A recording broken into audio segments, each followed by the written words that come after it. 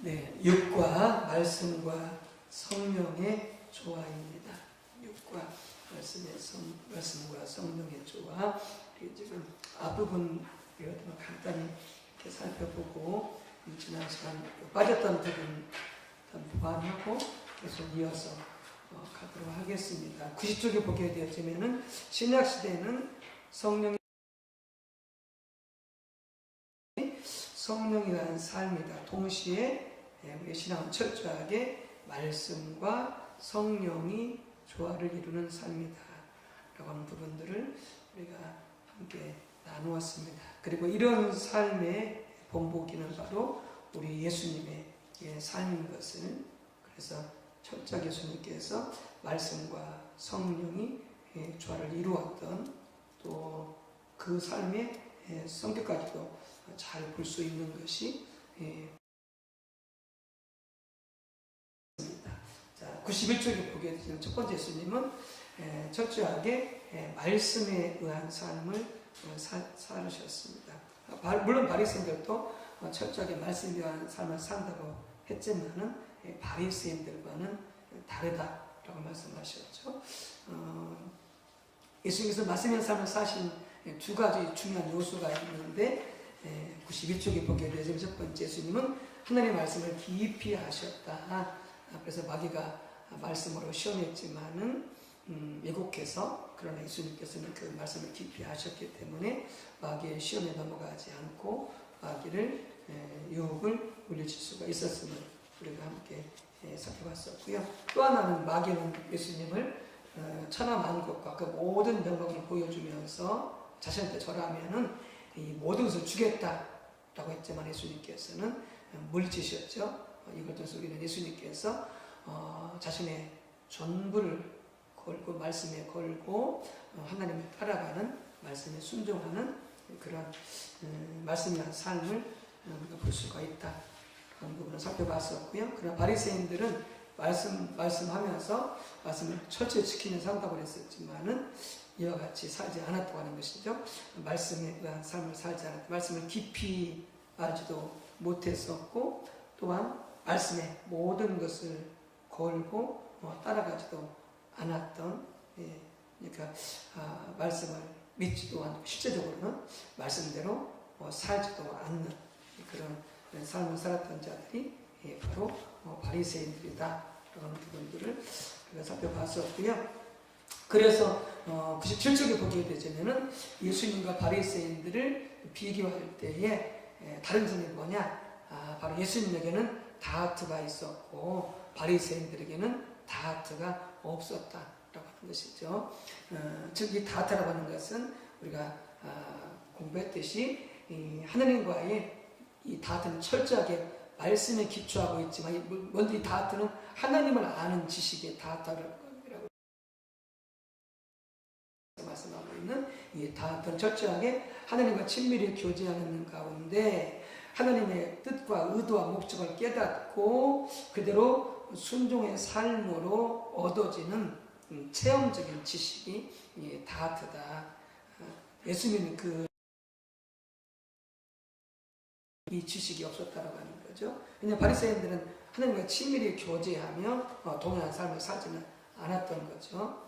하나님의 의도가 뭔지도 몰랐고 하나님도 알지도 못했었고 하나님의 목적이 뭔지도 알지도 못했었고 오직 성령을 통해서만 알 수 있는데, 그러니까 말씀을 지키며 산다고 하지만은 실은 이 다하트의 삶이 없는 자들이 바로 바리새인들이었다라고 하는 부분들을 우리가 살펴봤었고요.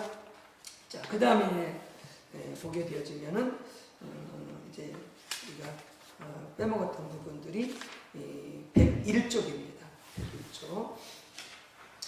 하나님 말씀 앞에 떠는 자세가 핵심이다. 즉 이제 이와 같은 이 다하트 지식이 우리에게도 있어야 되거든요.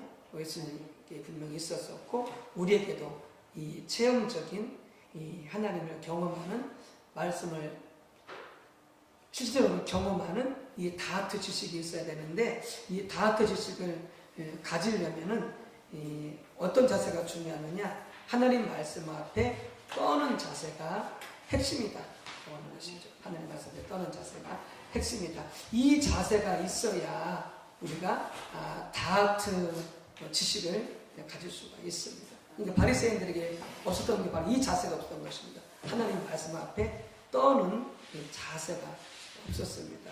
그러니까 다트를 경험할 수 없었는데요. 근데 101조 이사야서 66장 2절 그리고 연달아서 사도행전 7장 49절에서 51절. 이사야서는 지금 이 말씀이 사도행전하고 지금 연결된 말씀이거든요. 그래서 이사야서 성경책으로 펴보시기 바랍니다.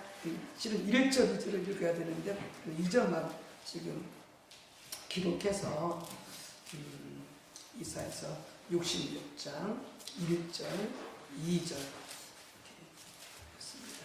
이사야 66장 1절, 2절. 자, 이게 이제 사도행전 7장에서도 지금 반복이 되고 있거든요. 자, 거기 같이 읽겠습니다. 이사야서 66장. 여호와께서 이와 같이 말씀하시되 하늘은 나의 보좌요 땅은 나의 발판이니 너희가 나를 위하여 무슨 집을 지으랴. 내가 안식할 처소가 어디랴. 나 여호와가 말하노라. 내 손이 이 모든 것을 지었으므로 그들이 생겼느니라. 무릇 마음이 가난하고 심령에 통회하며 내 말을 듣고 떠는 자 그 사람은 내가 돌보려니와. 자, 그래서 이렇게 되어 있고요. 그 다음에 사도행전 7장 49절에서 51절 스데반이 자신을 핍박하는 유대인들에게 하는 말씀입니다. 사도행전 7장 49절에서 51절. 이건 교재에 기록된 대로 읽어도 괜찮습니다. 같이 보시겠습니다. 주께서 이르시되 하늘은 나의 보좌요 땅은 나의 발등상이니 지켰으며 나의 안식할 처소가 어디냐. 이 모든 것이 다 내 손으로 지은 것이 아니냐 함과 같으니라. 목이 곧고 마음과 귀에 할례를 받지 못한 사람들아 너희도 너희 조상과 같이 항상 성령을 거스르는도다. 그래서 거기 보게 되어지면은 아까 우리가 이제 그 이사야서에서 그 말씀을 읽었었는데 거기 사도행전 49절에 보면은 주께서 이르시되 하늘은 나의 보좌요 땅은 나의 발등상이니 너희가 나를 위하여 무슨 집을 짓겠으며 나의 안식할 처소가 어디냐. 이게 지금 이사야서 66장 1절 말씀입니다. 주께서 이르시되 하면서 이사야 66장 1절 말씀을 스데반이 인용하고 있는 것입니다. 그리고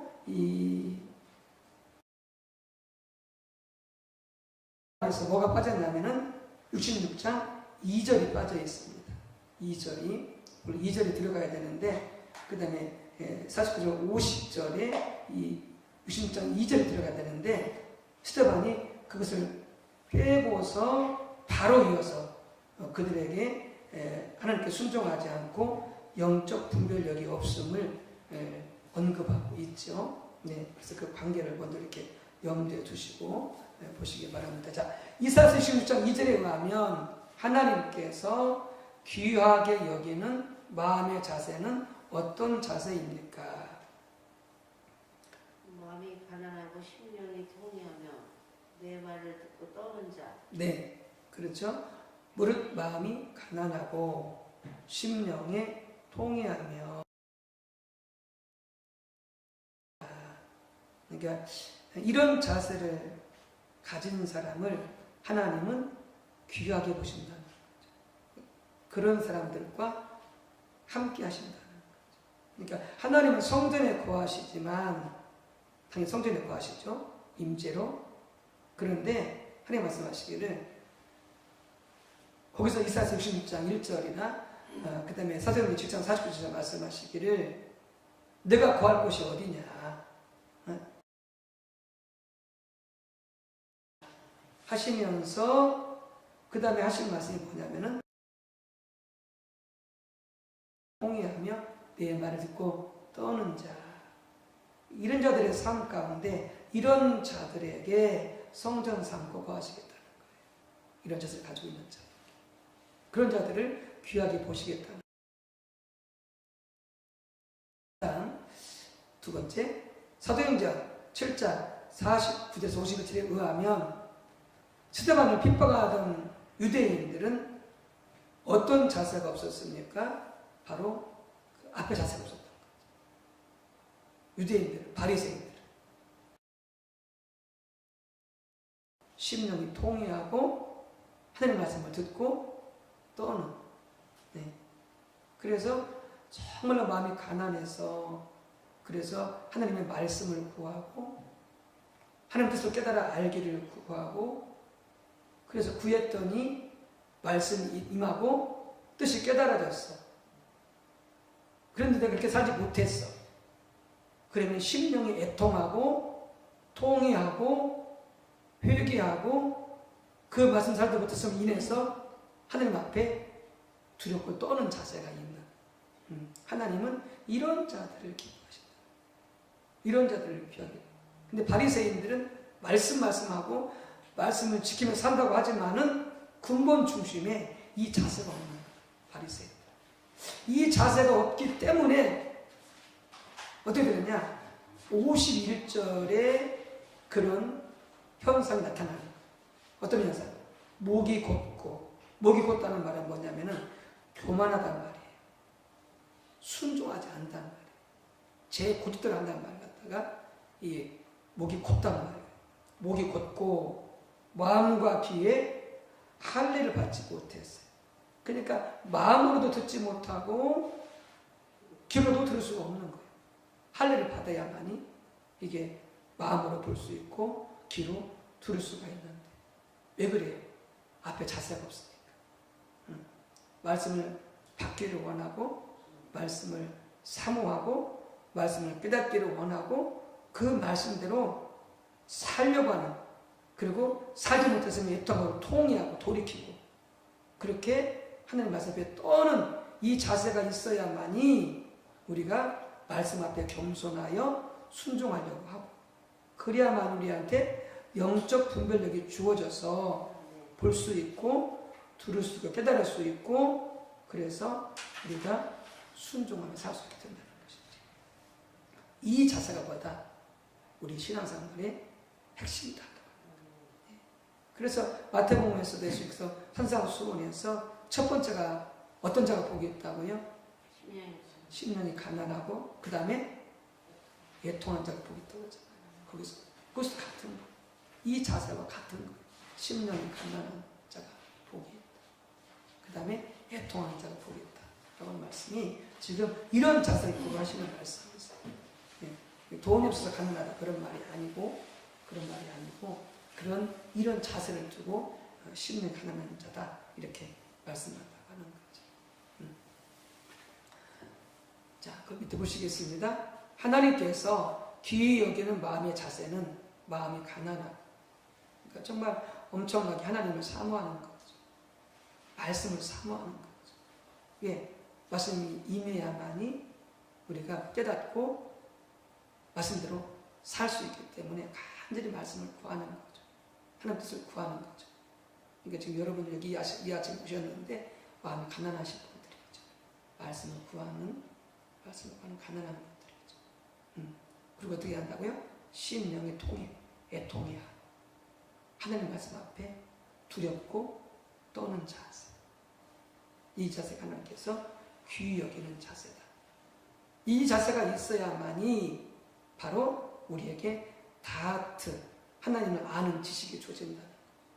하나님 말씀을 믿고 순종하고 경험함으로 하나님을 아는 지식, 이 다트가 우리에게 주어지는 거예요. 이 다트를 얻기 위해서 반드시 이 자세가 필수예요, 필수. 이 자세가 없으면 어떻게 하나님을 경험할 수 없는 거예요.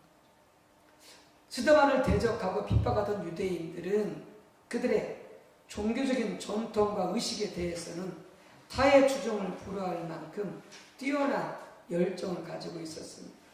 또한 성경적인 지식에 있어서도 그들은 참으로 뛰어났습니다. 그러나 그들에게는 하나님께서 이사야 66장 2절에서 말씀하신 자세가 없었습니다. 그 결과 그들은 그 많은 열정과 전통과 의식을 지키는, 그리고 성경적인 지식에도 불구하고 목이 곧고 교만하다는 거죠. 말씀을 들으려고 하지 않고 사모하지 않고 마음과 귀에 할례받지 못한, 그래서 들을 수가 없고 볼 수 없는 영적 분별력이 없게 되어지는 그런 자들이었고, 그렇기 때문에 어떻게 해요? 항상 성령을 거스를 수밖에 없는 거죠. 하나님을 거스를 수밖에 없는 거죠. 몇 가지 말씀은 지킨다고 하죠. 하나님의 의도, 하나님의 마음, 하나님의 우정을 전혀 알 수 없기 때문에 항상 성령을 거스르는 자들, 자녀를 키울 때, 부부생활, 이웃과의 관계에 있어서, 성도와의 관계, 교회의 일들에 있어서, 모든 것에 있어서 항상마다 성령을 거스른 자들 될 수밖에 없다라고 하는 거죠. 몇 가지는 지킬지 모르겠지만 하나님의 말씀 앞에 떠오는 자세는 하나님의 뜻을 알아 그 길로 행함으로, 그 뜻 가운데 행함으로 하나님을 더욱 알기를, 하나님을 더욱 경험하기를 간절히 추구하는 자세이고, 하나님의 뜻이 그러하면 하나님의 길에 자신의 모든 것을 걸고 서는, 예수님 그렇게 하셨잖아요. 그런 자세를 말합니다. 이런 자세가 다트를 위해서, 하나님을 아는 지식을 위해서 필수적인 자세입니다. 이 자세가 없으면 우리는 다트 지식을 얻을 수가 없다라고 하는 것이죠. 오늘날 많은 사람들이 이러한 자세를 가지고 있지 않기 때문에 하나님을 실질적으로 아는 지식이 없습니다. 그들이 목회자든지 장로님이든지 그들이 권사님이든지 그들이 성도님이든지 대다수 많은 주의 백성들이 이 지식이 없습니다. 이 지식이 없습니다. 누구처럼? 바리새인들처럼 의식은 지켜요. 전통을 지켜요. 나름대로 몇 가지 말씀을 지켜요. 그러나 결정적으로 이 지식이 없는 거예요. 그러니까 어떻게 되어요? 하나님을 두려워하지 모르는 거예요. 하나님을 두려워하지 모르는 거예요. 이게 심각한 신앙의 문제를 야기시킨다라고 하는 것이죠. 우리에게도 이런 자세가 있는지 한번 살펴보고, 그리고 없다면 회개하고 돌이켜야 되겠고요. 자, 두 번째, 이렇게 해서 예수님은 첫 번째 말씀이 한 삶을 사셨고요. 두 번째, 예수님께서는 이제 하나님 나라의 말씀을 전하셨다라고 하는 것이죠. 지금 우리가 말씀과 성령의 조화를 이루어야 되는데 하면서 지금 살펴보고 있는 것이죠. 그래서 첫 번째, 예수님이 철저하게 말씀이 한 삶을 사셨다 하는 것이죠. 그러니까 그것만 봐도 이 말씀과 성령의 조화를 이루어. 왜냐하면 이 다트 지식은요, 반드시 성령의 조명이 있어야 돼요. 성령의 조명이 있어야, 성령이 깨우쳐 주셔야 어떻게 해요? 하나님을 알고 하나님의 의도를 알고 뜻을 알 수가 있는 거죠. 하나님의 우정과 의도를 알 수가 없어요. 그러니까 결국에는 이 성령의 도움이 필요하다. 그리고 말씀과 성령의 조화를 이룰 수밖에 없는 거예요. 말씀은 하나님을 보더라도. 자, 두 번째, 예수님은 하나님의 말씀을 전하셨다. 그러니까 지난 시간, 앞부분까지는 지난 시간 빼먹었던 거고, 자, 두 번째가 이제 하다가 중단되었었는데, 자, 두 번째, 예수님은 하나님의 말씀을 전하셨다. 이게 성령과 말씀이 조화를 이루기 위해서 너무나 중요하다는 거예요. 예수님은 말씀을 전했다는 말도 맞지만은 더 분명한 말씀, 그 말씀이 어떤 말씀이냐? 하나님 나라의 말씀이다. 하나님 나라의 말씀. 그래서 우리가 지난 시간에 살펴봤던 것처럼 하나님 나라는 뭐다? 장소적인 개념이다. 하나님 직접적인 통치의 개념이다. 뭐라고 그랬죠? 통치 개념이라고 그랬죠. 하나님 나라는 여기 있다, 저기 있다, 이런 장소의 개념이 아니고, 하나님 나라는 하나님 직접 다스리신다. 하나님 직접 통치하신다. 그것이 하나님의 나라라고 그랬죠. 하나님의 나라. 그래서 하나님 나라 말씀도 바로 그런 거예요. 하나님이 직접 통치하신다. 하나님이 다스리신다. 하나님이 인도하신다. 하나님이 왕이시다. 하나님이 주인이시다. 그것이 내 삶의 신앙에 직접적으로 적용되어질 때에 거기에 하나님 나라가 임하는. 그래서 하나님 나라는 하나님의 다스림, 하나님의 통치, 하나님의 통치권 이런 것을 의미한다는 거죠. 그러니까 예수님을 접하신 하나님 말씀은 결국 어떻게 된다 그렇기 때문에 내 중심이 아니라 세상 중심이 아니라 하나님이 다스리시니까 내가 다스리는 것이 아니고 세상이 다스리는 것이 아니고 하나님이 다스리시니까 하나님 중심이 될 수밖에 없고 그게 뭐다고 그게 신앙의 본질이다. 신앙의 핵심이다. 이 하나님 말씀이 그리고 보다 하나님이 내 삶 가운데 우리들 가운데 왕이 되시는 그 삶이다 라고 하는 것이죠. 이게 하나님 나라 말씀이라고 하는 것이죠. 이 말씀을 예수님이 전하셨고 이 말씀대로 예수님도 어떻게 하셨어요? 사셨던 거죠. 예수님. 그러니까 예수님이 뭐라고 하셨어요? 내 스스로는 아무것도 할 수 없다.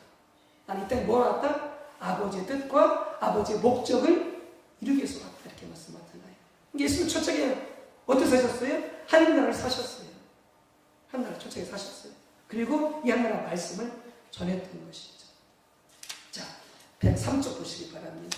그래서 예수님이 전하신, 전파하신 하나님 나라 말씀의 성격을 우리가 잘 볼 수 있다라고 하면서 우리가 지난 시간 마태복음 13장 44절에서 46절까지 보았었죠. 자, 같이 읽자. 복습하는 의미에서 자, 같이 읽습니다. 시작. 전국은 마치 밭에 감추인 보화와 같으니 사람이 이를 발견한 후 숨겨두고 기뻐하며 돌아가서 자기의 소유를 다 팔아 그 밭을 사느니라. 또 전국은 마치 좋은 진주를 구하는 장사와 같으니 극히 값진 진주 하나를 발견하며 가서 자기의 소유를 다 팔아 그 진주를 샀느니라. 자, 제가 말씀드렸죠. 천국, 하나님의 나라, 하늘나라, 하나님 나라, 뭐다? 다 똑같다고 그랬어요.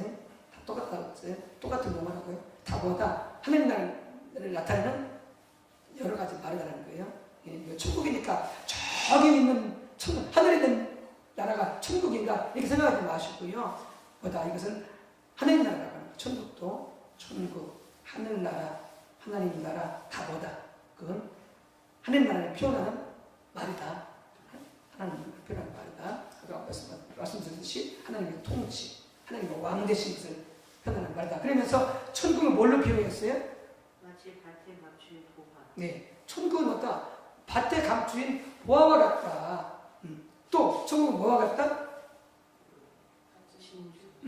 좋은 진주, 극히 값진 진주와 같다. 자, 이걸 발견했어요. 이게 뭐냐? 세상에서 가장 귀한 보배야. 밭에 감춰 있는 것이 세상에서 가장 귀한 보화야. 가장 값진 진주야. 세상에 둘도 없어. 하나뿐이야. 너무나 귀해. 그러면 이걸 사기 위해서 어떻게 한다? 어떻게 된다? 자기 손을 다 팔았어. 왜냐면 이것 그 천국이 뭐냐? 하늘나라가 뭐냐? 뭐가 하늘나라라고 그랬어요? 뭐가 천국이라고 그랬어요? 하나님 혹은 예수님 혹은 하나님의 통치 바로 그것이 뭐다? 그게 천국이라고 그랬죠. 그게 뭐냐? 그게 밭에 감춘 보화라는 거예요. 그게 뭐냐? 극히 값진 진주라는 거예요. 누가? 하나님이 예수님이 그분의 나라가 이게 뭐다? 이게 우리한테 뭐다? 밭에 감춘 보화고 이게 극히 값진 진주라고 하는 거예요. 오늘 많은 성도들이 뭐가 값진 진주고 뭐가 같은 그 보화냐? 그러면 세상에서 잘 되는 거, 돈을 많이 버는 거, 출세하는 거, 유명한 목사가 되어지고 유명한 장로가 되어지고 그래서 막 연합회장이 되어지고 뭐 총회 뭐 장회장이 되어지고 총회장이 되어지고 뭐 큰 교회 목회하고 사업이 어마어마하게 크게 되어지고 돈 어마어마하게 많이 벌고 우리는 이런 것을 갖다 뭐라고 그러면 이걸 갖다가 우리는 값진 보화라고 생각합니다. 그게 값진 진주라고 생각합니다. 하지만 그걸 얻기 위해서 막 쭈라고 달려가. 총회장 되기 위해서 큰 교회에서 그래서 성공적인 목회하기 위해서 어마어마한 큰 사업을 이루기 위해서 어마어마한 돈 많이 벌기 위해서 어떻게 신앙이라는 이름을 가지고 하나님의 이름을 가지고 그것을 막 이루기 위해서 막 엄청나게 달려요. 왜? 그게 우리한테 가장 값진 부와예요. 진주예요. 그게 아니라는 거예요. 그게 아니라는 거예요. 모든 믿는 자들에게 가장 값진 진주, 가장 세상에 하나님 없는 벌은 누구냐? 하나님이라는 거예요. 예수님이라는 거예요. 하나님의 나라라는 거예요. 이걸 얻기 위해서 어떻게 한다? 우리의 모든 것을 어떻게 한다? 다 팔아서 그걸 사는다. 그걸 사는다. 그러니까 다 팔아서 사라고 그러니까 지난번에 얘기했던 것처럼 어떻게 한다? 우리의 구원을 천국 들어가는 것을 우리가 돈을 주고 산다 그런 말이 아니라고 그랬죠. 이거 뭘 말한다고 했어요? 믿음의 성격을 말한다. 믿음의 성격. 그래서 우리는 어떻게 한다? 성령의 조명을 통해서 우리는 발견해야 돼. 아, 하나님이, 우리 예수님이 하나님 다스리는 이 나라가 그 어느 것과도 비교할 수 없는 가장 값진 보화구나. 가장 값진 진주구나. 누가? 하나님이, 우리 예수님이. 그분이 다스리는 그 나라가, 그분이 가정을 다스리고, 그분이 사업을 다스리고, 그분이 교회를 다스리는 그 나라, 그것이 뭐다? 우리에게 가장 값진 보화다라고 우리가 성령의 조명으로 발견해야 돼요. 발견해야 돼요. 이게 1차적이에요. 보화는 어떻게 해요? 보화는 어떻게 해요? 보화는 먼저 발견해야 돼요. 발견해야 돼요. 보화가 보화인 줄 모르면 어떻게 돼요? 아무리 갖다 줘도 어떻게 해요? 돼지 앞에 진주를 던지는 것 똑같아요. 똑같아요. 이게 많은 믿는 자들이 뭐예요? 보화가 뭔지를 몰라요. 보화가 하나님이고, 보화가 예수님이고, 보화가 하나님의 나라인데, 그게 보화인 줄 모르고, 엉뚱한 것을 보화인 줄 알고 참. 지난 시간이니까 유민아 권사님 얘기했듯이 저희 연지가 걱정한다고 하잖아요. 앞으로 진로에 대해서 돈 많이 벌어서 엄마 아빠가 돈 걱정하지 않고 사는 이렇게 효도하고 싶다고 그래가지고 그 진로를 걱정하고 그래서 걱정한다고 했잖아요. 귀한 마음이죠. 연지한테는 그게 지금 진주예요. 그게 보아예요. 그게 아니라는 거예요. 누가 진주고 보아다? 하나님이 진주고 보아라는 거예요. 예수님이 진주고 보아라는 거예요. 하나님이 연지에 임하셔서 다스려서 연지를 이끌어가는 그 삶이 보아라는 거예요. 통치하시는 그 삶. 그 안에 살아가면 어떻게 해요? 하나님께서 모든 걸 다 풍부하게 다 누릴 수 있도록 물질뿐만이 아니라 영적인 것, 정신적인 것, 관계 모든 면에서 의미가 있고 기쁨이 있고 보람이 있고 가장 좋은 것도 넘쳐나게 주시는 하나님이 다스리고 하나님이 임하고 하나님이 통치해서 가시는 우리 그게 보아라는 거예요. 그게 보아. 그러니까 이것이 보아에서 어떻게 우리가 발견해 뭘로요? 성령으로. 하나님의 보아다. 예수님의 보아다. 그분이 통치하시는 그 세계가 보아다. 이걸 발견해야만이 이걸 얻기 위해서 어떻게 한다 우리가 얻기 위해서 모든 값을 대가를 지불할 수 있다는 뭐든지 그게 시간이든지 그게 돈이든지 그것이 생명이든지 그것이 무엇이든지 간에 그걸 얻기 위해서 모든 대가를 지불할 수 있다는 거예요. 그걸 말씀하는 거예요. 어떤 대가를 지불하고 뭘 사야 된다? 그 보화를 발견했기 때문에 그 보화를 취했다. 그걸 말씀합니다. 그래서 성령의 조명으로 발견하고 그분이 우리의 구세주고 그래서 끝나는 것이 아니라 그분이 우리의 주인이시다. 우리를 책임지시는 분이다. 우리의 공급자다. 우리의 보호자다. 그리고 우리를 책임지시는 분이시다. 우리를 보호하시는 분이다. 그분이 우리의 하나님이시다. 라고 하는 것을 주님이시다는 것을 발견하고 그럼 어떻게 한다? 이걸 어떻게 해서 어떻게 한다? 우리의 모든 대가를 지불하는 게 뭐다? 그게 바로 진주를 사는 것이고 그것이 밭에 감춘 보화를 사는 거다. 모든 데 그렇죠.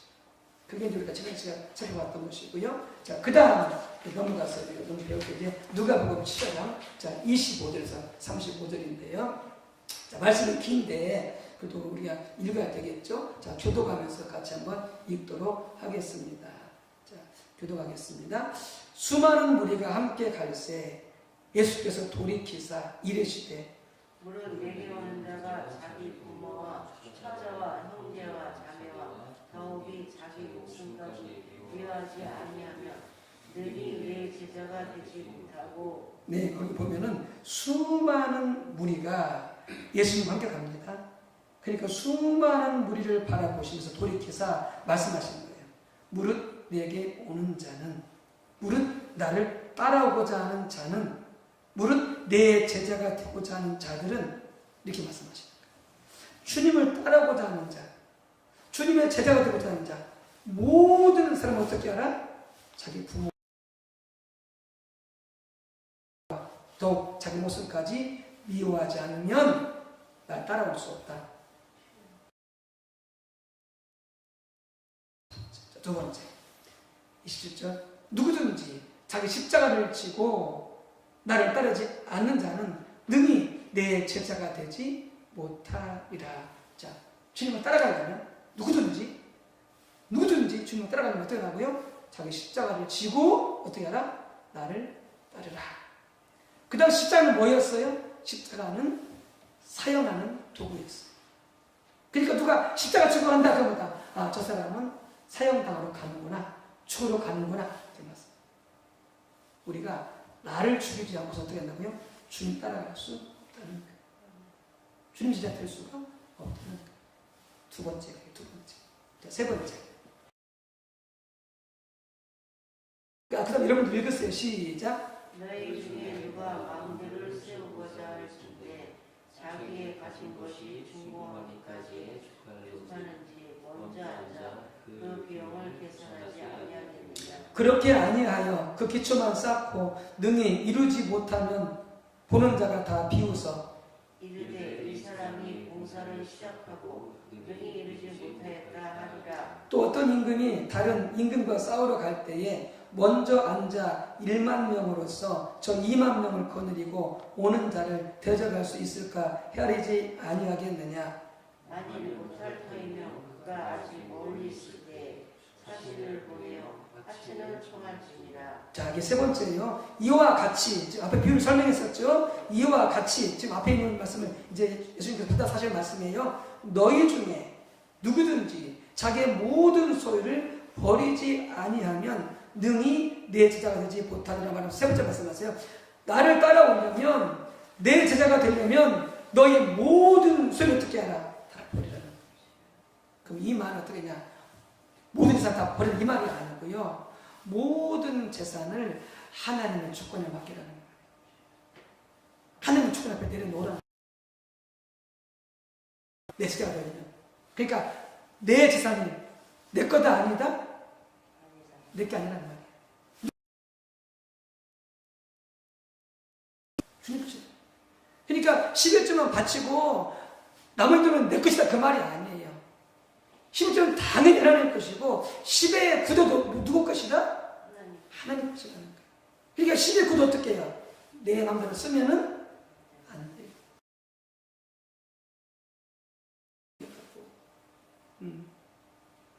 어떤 자기 인생을 엔조이하기 위해서 이렇게 막 쓰면 안 된다는 거예요. 10의 구도 철저히 하나님 말씀 가치관을 따라서 하나님의 의도를 따라서 어떻게 한다. 그것도 써야 된다는 거예요. 그렇게 하지 않으면 너희가 어떻게 한다. 나를 따라올 수 없다는 거예요. 내 제자가 될 수 없다는 거. 구원받을 수 있어요. 이렇게 살지 않아도. 이렇게 살지 않아도 구원받을 수 있어요.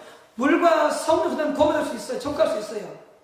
그런데 그쪽들보다 주님의 제자가 될 수가 없어요. 주님 어떻게 했어요? 따라갈 수가 없어요. 결정적으로 주님께 쓰임받을 수 없어요. 쓰임받을 수 없어요. 이 세 가지를 하지 않아요. 세 가지를 하지 않아요. 오늘 많은 성도들이 우리가 이 삶을 살지 않아요. 그리고 뭐만 해요? 그냥 교회만 다녀요. 그리고 뭐예요? 교회 와서 그냥 예배만 드려요. 근데 조금 더 하는 사람은 뭐예요? 교회 와서 좀 봉사 좀 해. 거기까지만 해요. 그리고 뭐예요? 이 삶을 전혀 살지 않아요. 그건 뭐냐? 우리는 주님의 제자가 되지 못하는 거예요.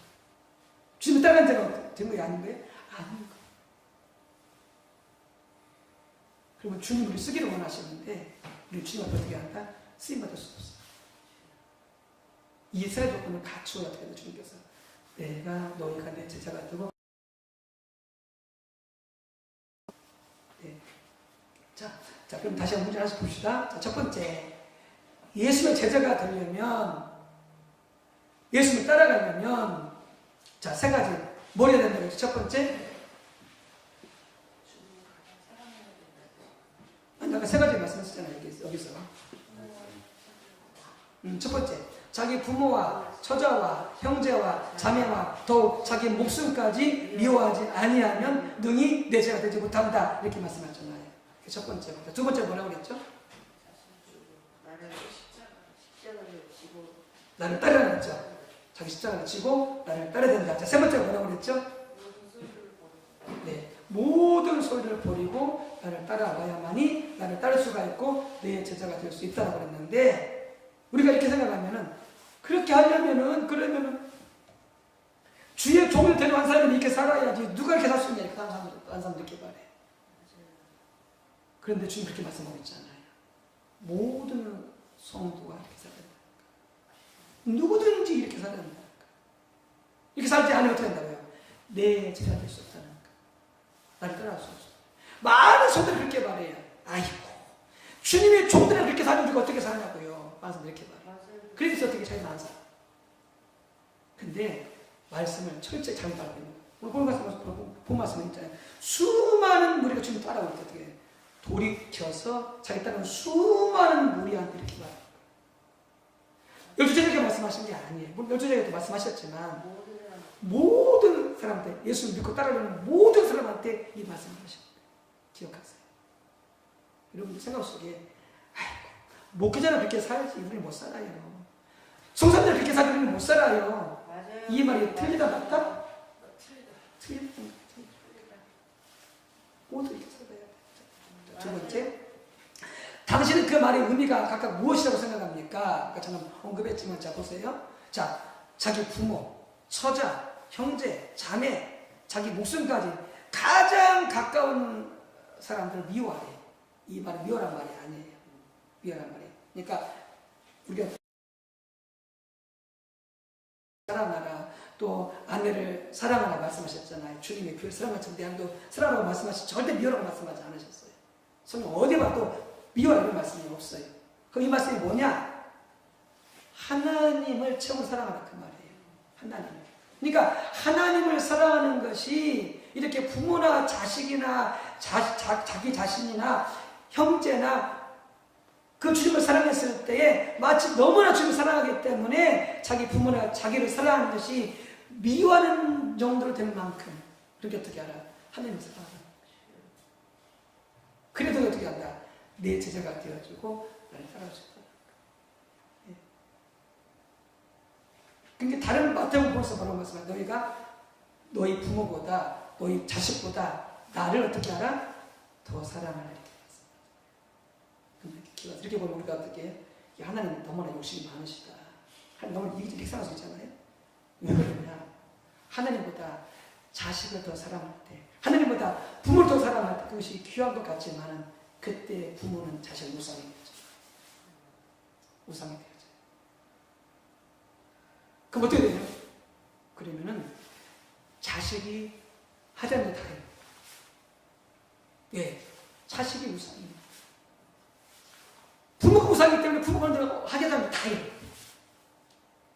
이웃과의 관계가 파괴되어도, 신앙이 파괴되어도 부모가 다 해요. 예, 부모가 최고의 가치이기 때문에, 우상이 되기 때문에. 그래서 어떻게 알아? 너희는 하나님 외에는 그 누구보다, 하나님보다 더 되어지고, 그게 뭐다? 우상 숭배가 되어지기 때문에. 이게 보세요. 자식을 하늘처럼 떠받들어서 잘 된 사람이 있어요? 그게 자식 망하고 죽이는 길이에요. 하늘 자식을, 그 자식 망하고 죽이는 길이에요. 그 자식이요, 망나니 돼요. 자기 외면이 귀한 게 없어요. 부모도요, 깔고 예뻐요. 하늘처럼 받드는 자. 왜요? 그가 신이 되어 있는 거예요. 우상이 되죠. 아세요? 우리는 절대 자식보다, 하나님보다 자식을 더 사랑하는 거예요. 쉬울 때는 우리 자신한테도 마찬가지예요. 부부도 마찬가지예요. 사랑하지 말라는 게 사랑하라는 거예요. 주님이 교회를 사랑하시는 것처럼 너희는 아내를 사랑하라는 거예요. 그런데 어떻게 하다 주님보다 더 사랑합니다. 그 말이에요. 근데 그렇게 하지 않으면 어떻게 나를 따라올 수 있다 없다? 못 따라갑니다. 그럼 어떻게 해요? 주의 하지만 우리는 누구 따라가? 부모 따라가고 자식을 따라가는 거예요. 자식 따라가는 거예요. 그게 안 된다는 거예요. 두 번째. 그 다음에 자기를 부인하지 않고서 자기 시달을 지지 않고서 나를 따라올 수 없다. 이렇게 말씀하셨나요? 이게 어떻게 해요? 우리는 나를 죽여야 돼. 나를. 그래서 내 성깔도 죽여야 되고, 내 야망도 죽여야 되고, 내 목표도 죽여야 되고, 내 어떤 그런 취미도 죽여야 되고, 내가 좋아하는 것도 죽여야 되고, 그것이 주님과 맞선다면, 그것이 말씀과 맞선다면, 그것이 취미든지 쾌락이든지 좋아하는 것이든지 계획이든지 목표든지 어떤 것이든지 그걸 다 죽여야 돼.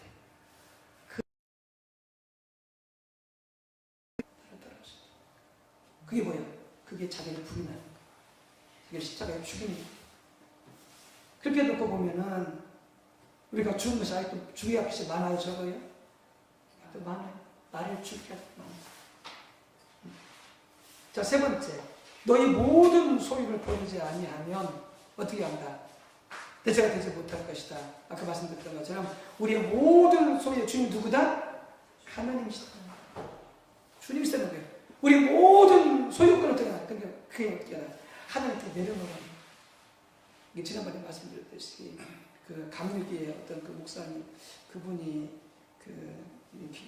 이 성인 강신인데 이 목사님 유명한 부흥사예요. 부흥사하고 교회도 크고. 근데 어느 날 하나님 그러시더라고요. 기도하시는데 집이 있는데 집 다 팔아서 바치라. 하나님 바치라고 그러더래요. 집을 다 바치라. 집이 몇채 있었는가 이 목사님. 집이 부자죠. 목사님 걔네 부자인 거지. 하나님 그러시더래요. 너 그 재산 다 팔아서 나한테 바쳐. 하나님 그러시더래요. 이분 하나님 음성을 듣고 친밀의 교제가 순종한 사람이니까. 그리고 어떻게 그러니까 집을 다 팔아서 바쳤으니 바쳤냐고 해요. 사모님하고 이야기를 사모님 안 된다. 사모님 안 된다. 그래서 또 기도하고 기다리고 또 이야기를 나누고 안 되는 거예요. 또 기도하고 기다리다가 이야기를 나누고 그건 그 사모님 목회했어요. 그래서 그 집을 다 팔아서 하나님께 바쳤어요. 왜요? 그 집의 주인 누구 거예요? 목사님 게 아니에요. 누구 거예요? 하나님. 모든 재산의 소유권을 주 앞에 내려놓지 못하면 어떻게 보면 주님 따라갈 수 없어요. 근데 어떤 하나님께서 그 목사님한테 그걸 테스트 하시는 거예요. 마치 아브라함한테 너 이삭을 제물로 바쳐라 했던 것처럼 테스트 하시는 거예요. 그럼 하나님께서 너 재산 다 팔아서 나한테 바쳐라 했을 때 바쳤으니까 하나님께서 그분은 책임 안 지실까요? 그분이 그분 주지 만들까요? 절대 그렇잖아요. 이게 그 최한 목사님이라고 저도 아는데 우리나라 이렇게 제 2세신데 우리 하나님 이분이 이제 이렇게 이제 그 교회를 퇴직하고 나서 교회를 개척을 했어요. 개척을 했는데 그러니까 개척을 해서 이렇게 이제 교회를 세워가는데 그러면서 이제 이렇게 교회를 이제 어느 하나님께 인도하셔가지고 이 건물을 사야 돼. 교회 건물을 사야 돼.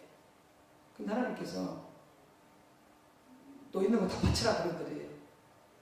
그래서 아무리 생각해봐도 바칠 게 없는데 그냥 이미 퇴직을 했었고 그 다음에 이제 자기는 이제 그 교회에서 살고 나가지고 그걸로 이제 이렇게 살고 있는데 바칠 게 없는데 다 바치라는 거예요. 가만히 생각해 보니까 뭐가 있냐면은 이 교회에서 준 퇴직금이 있는 거예요. 퇴직금. 그리고 이제 퇴직금이 있는데 이건 아니라고 생각하는 거죠. 왜냐하면 이 퇴직금은 이제 자기 은퇴하고 나면은 이제 노후를 살아가야 되기 때문에 이 퇴직금은 아니라고 생각하는 거예요. 그래서 뭐냐면은 생각 없지 않아 한다는 거지. 나는 그러시고요. 너 그 퇴직금 받잖아. 그럼 그러시고요. 하나님은 이건 아니죠. 이건 아니 내가 퇴직하고 나면 이걸로 살아야 된다. 하나님 퇴직을 바치니까 용납이 안 되는 이 목사님이 그러니까 사모님 이야기 나누는 거예요. 기도하면 하나님 퇴직을 바치지. 하나님 뭐라 그러라고 했어. 여보, 하나님 그래야 되는 거예요. 뭔 그래. 그러니까 이 목사님은 뭐야? 고집 배울 수 없어. 왜냐면 핑계대. 하나님 아내가 못 받치게 해요. 하나님 안 돼요. 이렇게 아내가 핑계 댈 수가 있는데 아내가 오케이 해버리니까 이거 뭐 핑계 댈 수도 없어. 아니 알겠습니다. 바치겠습니다. 해가지고 대충 바치고 그리고 이제 교회 건물할 때 건물을 하나님 인도하셔서 사게 될 때 거기다 이제 헌금을 한 거죠.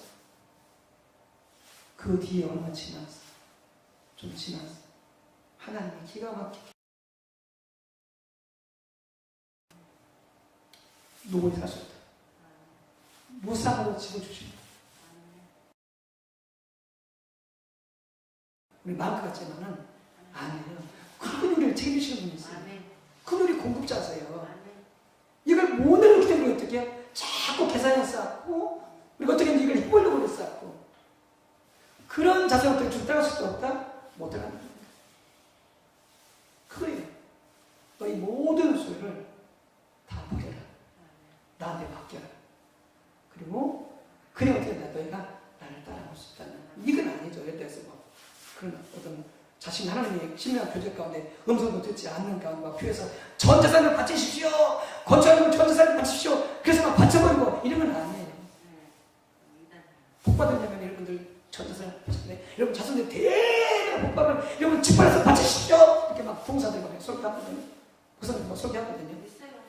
막 교회 건축하면서 또 그런 사람 불러와서 막 이렇게 부흥이하고 그건 다 가짜야 가짜. 그래서 많은 사람들이 막 그렇게 해서 집팔아가지고 그래서 교회도 무너지고 집도 고난하고 그렇게 어려움이 당하죠. 그건 아니에요. 그러니까 하나님과 정말 친밀히 교제하는 속에 하나님 분명하게 말씀하셨어. 아브라함보다 이삭을 바쳐라 했던 거죠. 그 말씀하셨어. 그럼 우리의 모든 소유권이 주님 것이니까 주님께 그래야 주님 따라가서 그래야 아브라함에서 어떻게 하나님 따라가는 거예요. 이삭 못 바쳤으면 그래서 아브라함 끝났어요. 끝나고 더 이상 믿음의 사람 될 수도 없었고 아브라함 통해서 그 수많은 이스라엘 민족을 세울 수도 없었고 믿음의 사람을 될 수도 없었어요. 이삭을 바쳤기 때문에 어떻게 해요? 이삭은 내 아들이 아닙니다. 하나님의 소유입니다. 하나님의 것입니다. 하고 바쳐라고 순종했기 때문에 어떻게 하나 되었어요. 그가 믿음의 조상이 될 수 있었고 계속 하나님을 따라갈 수 있었던 거예요. 이렇게 보면 우리는 어떻게 해요? 우리는 과연 내 모든 재산은 주님 것임을 고백하고 그렇게 살아가고 있나 뭐 우리 돌아봐야 돼. 네, 그 자세를 말씀하고 자, 네 번째 그 세 번째 당신 여기 나오는 제자가 다음 중 누구를 의미한다고 생각합니까? 여기는 예수 믿는 모든 성도예요. 예수 믿는 모든 성도. 어느 성도고 성숙한 일부 성도는 목회자가 아니라 예수님을 따르는 모든 성도. 자, 당신은 예수님이 왜 이렇게 말씀하셨다고 생각합니까? 그러니까 예나 지금이나 우리에게 가장 소중한 것이 뭐냐? 자기 자신, 자기 가족, 자기 돈이에요. 예나 지금이나 예수 믿는 사람이나 목사나 모든 성도나 가장 필요한 게 뭐냐? 자기 자신, 자기 가족, 자기 돈이라고 합니다. 많은 목사님들이 하나님께서 시작하신 게 뭐냐? 자식이 우상이 됐다는 거예요. 많은 목회자들이.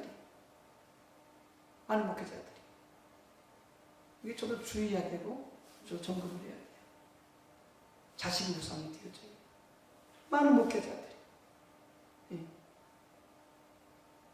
그리고 어떻게 목회자 자식들이 많은 점을 잘못돼요. 탈선되어져. 잘못되어져. 왜? 자식 우상이 되죠. 많은 목회자. 목사뿐만 얘기했어요? 여러분들은요? 한번 적어보세요. 자식 우상이라는 보아야 돼. 그래서 이렇게 자기 가족, 자기 남편, 자기 부모, 자기 자신, 자기 자식, 자기 돈 이게 뭐냐? 다 우리는 우상에 드렸어요. 이런 자세를 가지고는 어떻게 한다? 주님 믿고 따라오는 제가 될 수 없다는 거예요. 예나 지금이나. 그래서 어떻게 알아? 그래서는 주님 말씀하십니까? 주님 말씀하십니까? 예. 우리의 모든 진정한 주인의 왕은 하나님이라는 거. 그분의 발 앞에 모든 것을 다 내려놓으라는 거예요. 그래야 어떻게 한다? 나를 따라올 수 있고 네 제자가 될 수 있다라고 말씀하시는 거예요. 자, 다섯 번째, 예수님은 이 말씀에 이어서 뭐라고 말씀하셨습니까? 자, 마태복음 10장 39절 보게 되어지면은 자, 이 말씀에 이어서 뭐라고 말씀하셨습니까? 땅에도 걸음에도 쓸데없이 내려오는데 네, 들을 기가 있는 자는 들을지어다. 네, 거기 이제 그 34절 보세요. 그 누가복음 14장부터 14장 그 34절 35절. 자, 거기 보면은 자, 같이 읽읍시다. 소금이 좋은 것이나 소금도 만일 그 맛을 잃으면 무엇으로 짜게 하리요? 땅에도 거름에도 쓸데없어 내버리느니라. 들을 귀가 있는 자는 들을지어다 하시니라. 예수님께서 이 세 가지를 말씀하시면서 뭐라고 말씀하세요? 소금이 맛을 잃으면 무엇으로 짜게 하리요? 이 세 가지 삶을 사는 사람이 되어져야만이 뭐다? 만나는 맛을 내는 소금이 될 수 있다는 거예요. 부패를 막을 수 이 삶을 살지 않은 거다. 맛을 잃어버린 그리고 썩은 소금이 되어져서 어떻게 한다? 땅에도 걸음에도 쓸데없는 땅에도 그런데 쓸데가 없다는 거예요. 그 사람들이 보면 어땠다고요? 밖에 버려서 사람들이 발로 바꿔 다닐 수밖에 없도록 되어 있다는 거예요. 속의 맛을 잃으면요 걸음으로도 못 쓴다는 거예요. 이 세 가지를 갖추고 있지 않으면 뭐다? 우리는 소금이라고 하는데 소금이 될 수가 없다는 거예요. 난 너희를 벌 수밖에 없다는 거예요. 쓸 수 없다는 거예요. 예. 그러니까 이 세 가지가 얼마나 주님이 강조하신 말씀인지 알 수 있겠죠. 이것과 비교해서 마태복음 10장 30절에 뭐라고 되느냐? 자기 목숨을 얻는 자는 잃을 것이요 나를 위하여 자기 목숨을 잃는 자는 얻으리라 이렇게 말씀하세요. 이 세 가지를 가지고 사는 자야만이 어떤 자다? 자기 목숨을 얻는 자라는 거예요. 이 말씀 살지 않는 자는 결국 자기 목숨을 잃는 자가 된다는 거예요. 잃는 자가 된다는 거예요. 그러니까 이 말씀대로 살아가는 것이 뭐다? 주님의 제자고, 이 말씀대로 살아가는 것이 뭐다? 바로 하나님 나라에 들어가는 것이고, 그렇게 들어가는 자가 뭐다? 바로 생명을 얻는 자가 되는 거다. 하나님과 함께 하신 자가 된다는 거예요. 이렇게 한 사람은 어떻게 한다? 바로 자기 목숨을 잃는 자가 된다는 거예요. 광야에서는 어떻게 하나님께서 하나님 떡 주세요, 떡 주어. 하나님 물 주세요, 물 주어. 하나님 고기 주세요, 고기 주어. 그 정도는 해줘야 하나님께서. 이렇게 살지 않아도 우리가 하나님 물 주세요, 떡 주세요, 돈 주세요, 고조 주세요. 몇 가지 하나님께서 응답해 주셔. 근데 결정적으로 어떻게 된다? 주님의 제자는 될 수가 없다는 거예요. 누구처럼? 모세처럼, 여호수아처럼, 갈렙처럼 그런 하나님 쓰신 사람 될 수가 없다는 거예요. 쓰신 사람 될 수가 없다. 이 세 가지를 갖추고 있지 않아요. 그게 목사든 그게 성도든 누구든 지간에. 그러니까 장로 될 수 있어, 부사 될 수 있어, 버사 될 수 있어. 그러나 주님 어떻게 한다? 난 너하고 상관이 없어. 난 안 쓸 거야. 이 세 가지를 가지고 있지 않아요. 그가 누든지 간에 이렇게 되준다는 거죠.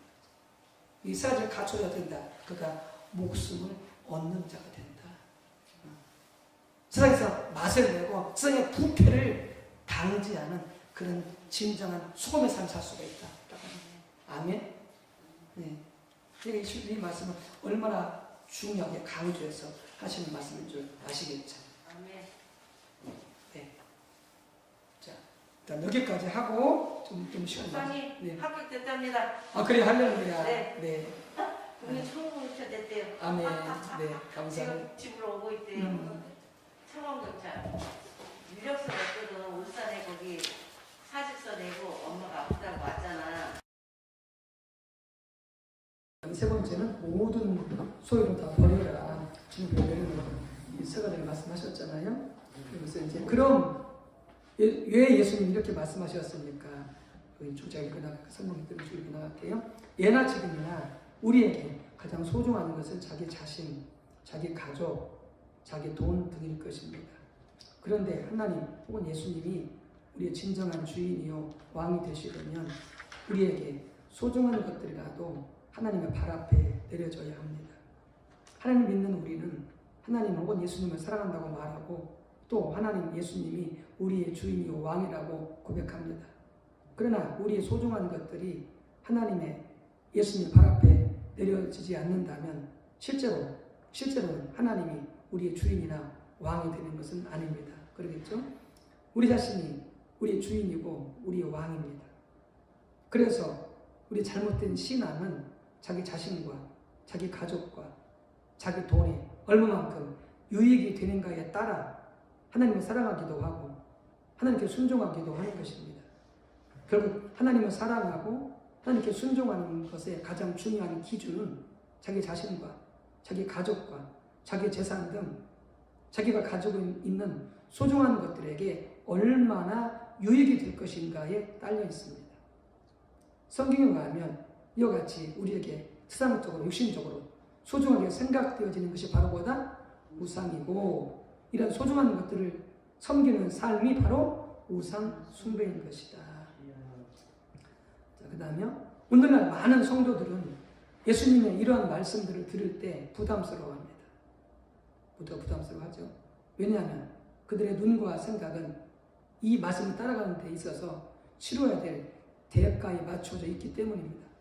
그러나 예수님은 이 말씀을 하시면서 자기 목숨을 얻는 자는 잃을 것이요 나를 위하여 자기 목숨을 잃는 자는 얻으리라. 마태복음 10장 38, 39절라고 말씀하셨습니다.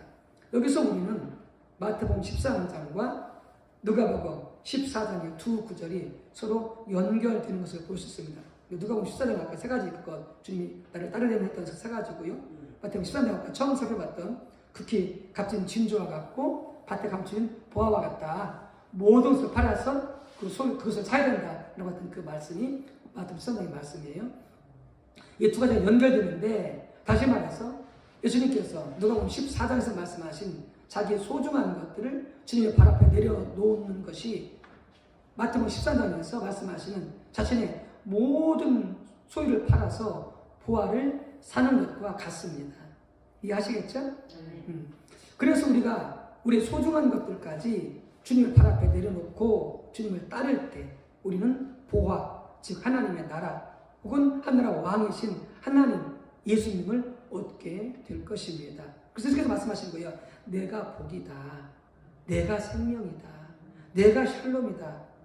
그러니까 그 하나님이 생명이고 그 하나님이 샬롬이기 때문에 그분을 얻기 위해서는 이 모든 소중한 것들을 주님 발 앞에 내려놓아야만이 그 하나님을 수여할 수 있다는 거죠. 얻을 수 있다는 것이죠. 그것이 성경이 말하는 우리의 신앙. 이게 우리의 신앙이라는 거예요. 이게. 그 삶이 세상에서 가장 복된 최선의 삶이라는 거예요. 그것이 바로 예수님께서 말씀하신 자기 목숨을 이게 얻는 것이다.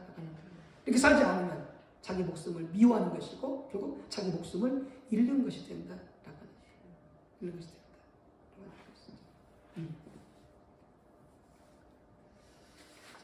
자, 그 다음 107쪽이요. 자, 반면에 예수를 믿는 사람이라 할지라도 이 삶에서 떠나는 것이, 즉 이 세 가지 삶에서 떠나는 것이 곧 소금이 맛을 잃는 것입니다. 예수님은 우리에게 너희는 세상의 소금이라고 말씀하셨습니다. 그런데 우리 자신 속에 세상의 소금으로서의 역할을 감당할 수 있는 능력이 없습니다. 요한복음 14장 4절에서 5절에서 말씀하신 것처럼 우리가 예수님 안에 거하고 예수님이 우리 안에 거하실 때 예수님께서 우리 속에서 그리고 우리를 통해서 역사하심으로써 비로소 우리가 세상의 소금의 역할을 감당할 수 있습니다. 예수님께서 누가복음 14장에서 말씀하신 것처럼 그렇게 예수님을 따르는 삶이 예수님 안에 거하는 삶의 한 핵심이고 그때 우리가 세상의 소금의 역할을 감당할 수 있을 것입니다. 아멘. 이런 사람을 사는 삶을 통해서 많은 사람을 살릴 수가 있는 거예요. 이렇게 사는 삶을 통해서 진짜 전도가 가능한 거예요. 이런 삶을 살지 않으면은 교회는 데려올 수 있어요. 그런데 그 사람이 이렇게 삶으로써 생명을 얻는 데까지는 인도할 수 없어요. 내가 먼저 이렇게 살아서 이 삶을 누려야만이 내가 전도해서 그 사람도 이 삶을 살 수 있도록 그 자리까지 인도해 갈 수 있어요. 그래서 다트가 중요한 거예요. 다트를 실제로 경험하면서 사는 사람만이 다른 사람을 그 자리를 이끌어 갈 수가 있어요. 못 살면 어떻게 해요? 절대 이 삶으로 인도갈 수가 없어요. 갈 수가 없어요. 자, 요한복음 5장 42절에 의하면 이제 바리새인들이 어떻게 하는지 봅시다. 바리새인들은 철저하게 우리가 알고 있는 것처럼 안식일을 지켰고 일주일에 2번씩 금식했고 그 다음에 기도했고 성경을 암송했었고 잘 가르쳤었고 성경 박사이고 그 다음에 정말 기도 가르침 모든 것에 선생이고 본이 되었던 자들이 바리새인들인데, 자, 요한복음 5장 42절에 의하면 바리새인들은 그러면 하나님을 사랑했을까요? 거기 나와 있는 것처럼 예수님 하신 말씀처럼 다만 하나님을 사랑하는 것이 너희 속에 없음을 알아. 그래서 하나님 사랑하지 않아. 우리가 바리새인들 흉내낼 수 있어요? 없어요? 바리새인들 흉내낼 수 있어요? 없어요? 우리가? 흉내낼 수 없어요. 우리가 바리새인들 살아갈 수 있을 것 같아요? 못 살아요. 그들이 얼마나 열심인데 종교적으로 감히 따라갈 수가 없어요. 그만큼 열심히고 헌신적인데 하나님 뭐라고 말씀하세요? 예수님 뭐라고 말씀하시냐? 너희는 하나님을 사랑하지 않는다 이렇게 말씀하세요. 왜 그럴까요? 사랑하는 척하면서 자기 바리새인들은요. 그런 생각이 요소가 없어서. 그것이 없어서 그런 거예요. 네. 세울 수 없어요. 그러니까 열심히 믿어요. 정말 열심히 헌신해요. 따라올 수가 누구 따라올 수 없어요. 근데 결정적으로 뭐냐? 이 세 가지가 없어. 하나님을 따라가는 데 있어서. 그러니까 뭐냐? 결국 그 세 가지가 없어. 결국 뭐요? 그건 자기 자신을 사랑하는 거예요. 하나님 사랑하는 게 아니에요. 그래서 하나님 사랑하지 않는다고 말씀하시는 거예요. 자, 두 번째. 그들은 자신들이 하나님을 사랑하지 않는다고 생각했을까요? 사랑한다고 생각했지. 왜냐면 그렇게 열심히 하는데. 우리가 하나님을 사랑하니까 이렇게 열심히 하는 거지. 11조도 하고, 그러니까 11조도 하잖아요. 11조도 심지어 채소까지도 10조다. 채소까지도.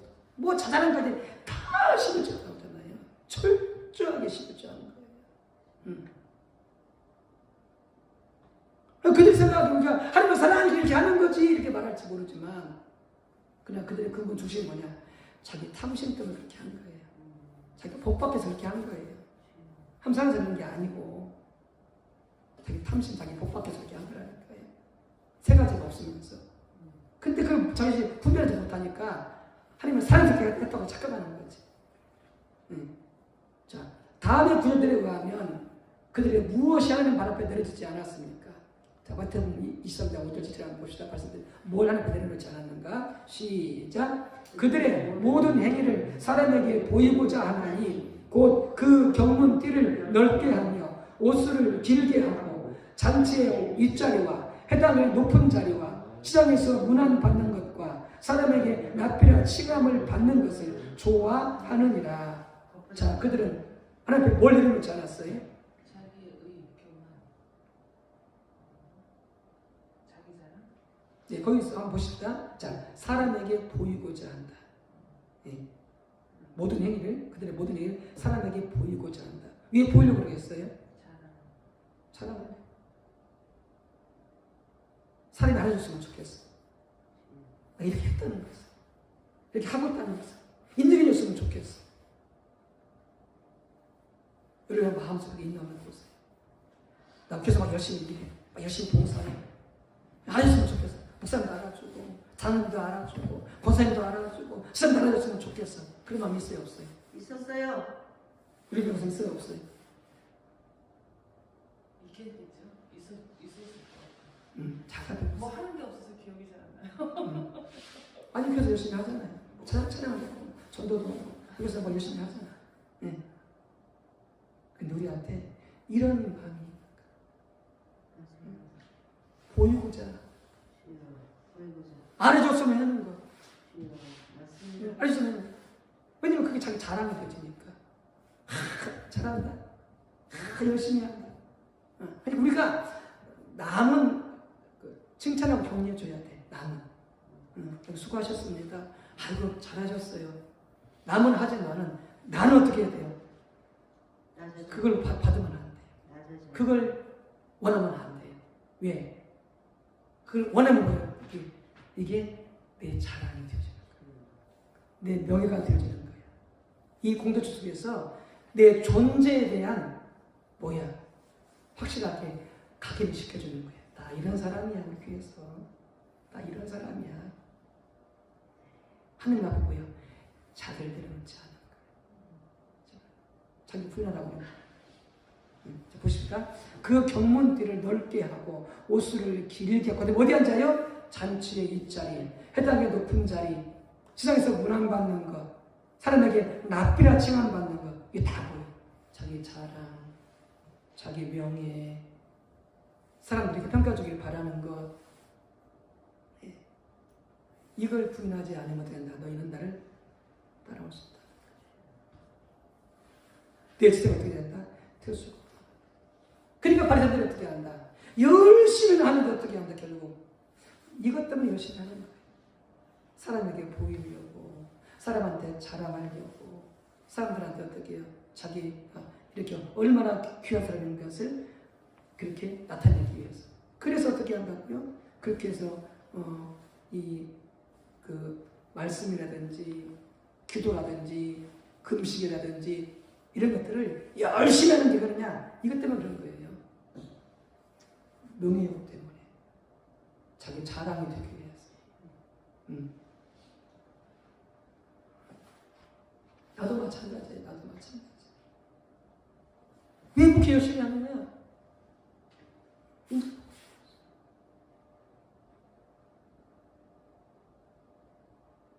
그렇게 성공을 크게 되고 지금도 많게 되어지고 배우성에서 그렇게 잘한다.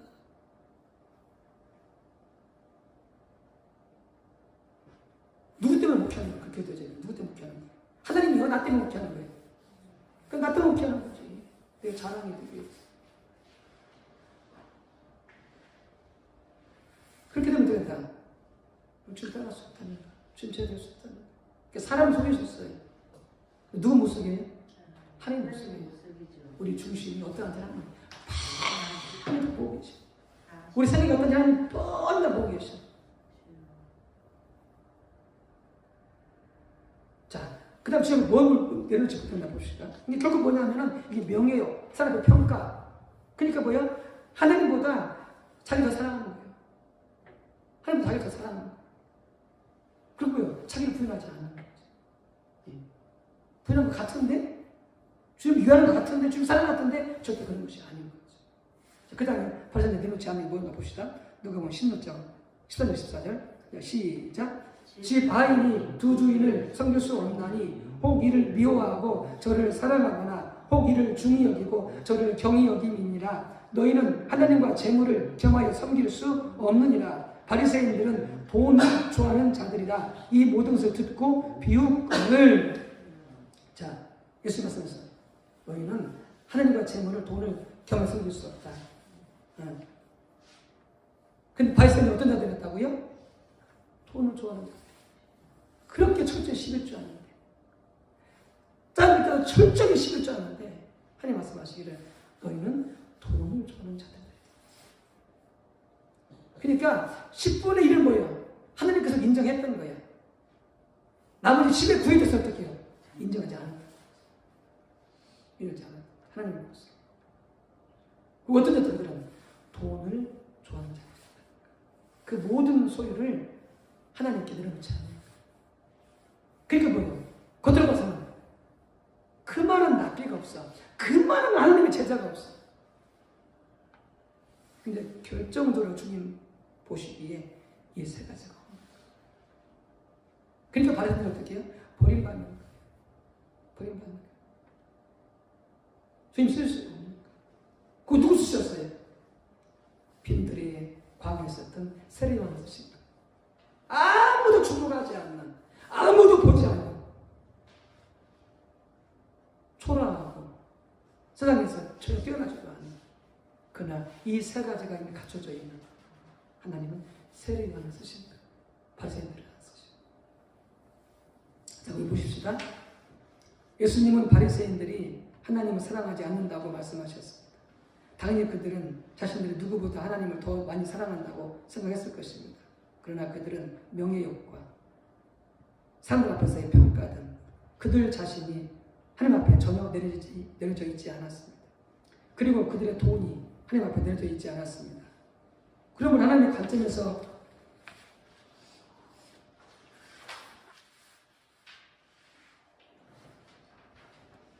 그 다음에 저기 뒤에 보면 네, 그들이 이어지는데 이게 뒤에 뭐가 좀 이어져야 되는데 이게 빠졌어.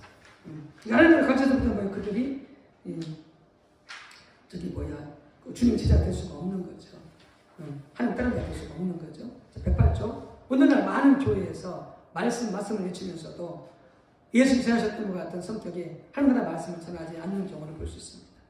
왜냐하면 많은 성도들이 그러한 성격의 메시지를 부담스러워하기 때문에 그렇습니다. 이스라엘 나라 성도들 좋아하겠어요? 다 싫어하죠. 여러분들이 와서 말씀 배우니까 아멘만 하시지 다른 성도들이 부담스러워해요. 좋아하지 않습니다. 어떤 목회자들은 성도들의 신앙이 어리기 때문에 그런 성격의 말씀을 전하는 것이 적절하지 않다고 말합니다. 또는 어떤 목회자들의 생각에는 그런 말씀을 전해서는 교회가 성장할 수 없다고 생각하기도 하는 것 같습니다. 바꿔 말하면 많은 목회자들에게 교회의 숫자적인 성장이 올바른 하나님의 말씀을 전하는 것보다 우선이라고 생각하는 것 같습니다. 오늘날 우리는 하나님의 관점에서 볼 때에 하나님의 백성들이 이미 하나님을 버린 상태에 있다는 것을 잘 알 수 있습니다. 이 세가지 삶을 살고 있지 않기 때문에 살고 있지 않는 상태는 무엇보다 곧 하나님을 버린 상태라는 거죠. 그래서 오늘 많은 성도들이 이미 무엇보다 하나님을 버린 상태에 있다는 거예요. 교회는 나오지만 왜? 이 세가지 삶을 안 살기 때문에. 안 살기 때문에.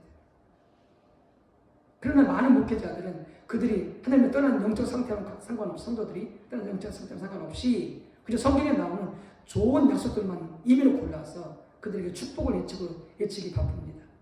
왜요? 목회자 자기 탐심 때문에 목회 성공하려고. 이런 경우 이 말씀이 아무리 성경에 나와 있는 말씀이라 할지라도 축복의 말씀 그 말씀은 진정한 말씀이 아닙니다. 성경 그것을 갖다가 거짓이라고 부르고 있습니다. 지금 새벽에서 김교수님께서 일곱째에 계속 그 기복신앙 우리 거짓이 계속 증거해주고 있는데 같은 맥락이죠. 그걸 말씀하고 있는 거죠. 그러니까 영적으로 하나님 떠나 있어. 심각해. 그런데 좋은 약속만 골라서 계속 축복해줘. 그럼 그 성도가 돌아올 수 있겠어요? 못 돌아와요. 그 성도도 죽이고 자기도 죽는 거야. 그게 다 죽는 거예요.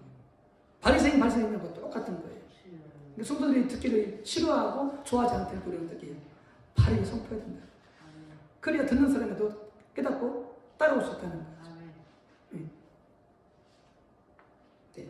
그래서 오늘은 여기까지. 네. 네. 첫 번째는 예수님께서 하나님 나라 말씀을 사셨다. 살펴봤었고 두 번째는 하나님의 말씀을 전하셨다. 라고 하는 부분을 살펴보았습니다. 다음 시간에 나머지 예수님은 성령의 안성을 샀습니다. 그래서 이제 성령의 조화 이런 것도 설명을 드릴 텐데요. 오늘 여기까지 하고